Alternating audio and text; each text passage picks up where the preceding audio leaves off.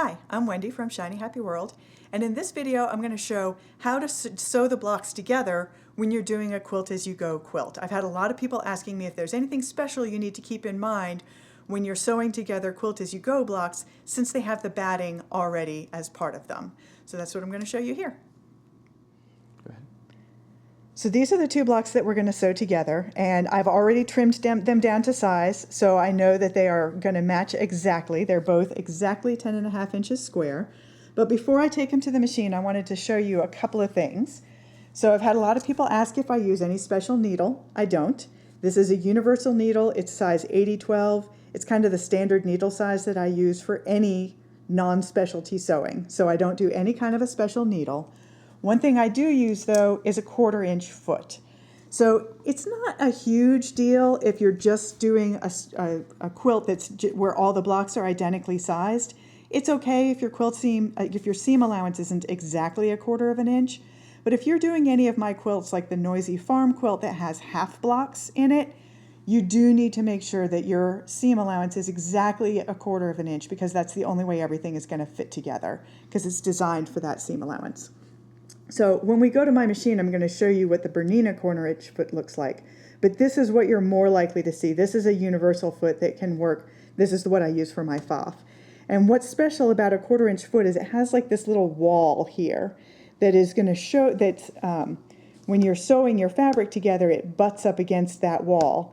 And it's just a much more accurate way to get that perfect seam allowance than lining the edges of the fabric up with a line that's engraved in the machine. Having this kind of wall to butt them up against just helps you to be much more accurate in that. So when we go over to the machine, I'll show you what it looks like for the Bernina. But I wanted to let you see what this looks like, a more universal foot that you could use for just about any machine. So let's go to the machine. So here's what the 1/4 inch foot looks like on the Bernina. It's actually two pieces. There's the presser foot that you're going to use, and then there's this separate piece that screws into the machine that really is a fairly formidable wall.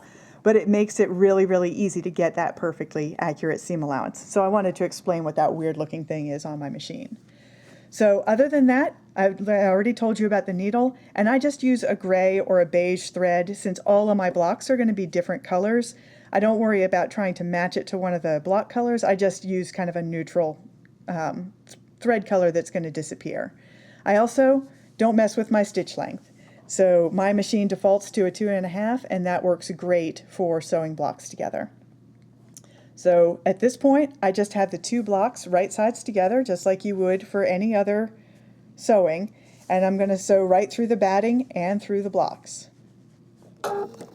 And I do backstitch a little bit at the beginning here. And now I'm just going to forward.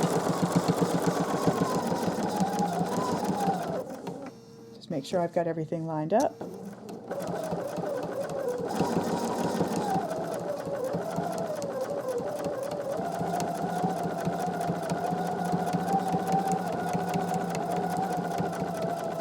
And I'm just holding these blocks so that they're kind of butted up against that wall.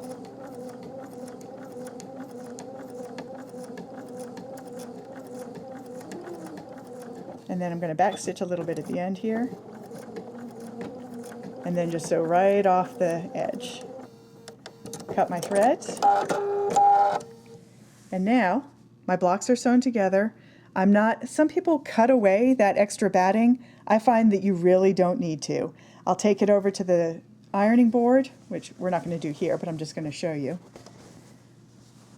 I press that seam open just with the iron, nothing special, but I find that pressing the seam open and then quilting over it mashes it down, and you never really notice any extra bulk. There's no reason to go in and do something fussy like trimming away that excess batting from the back.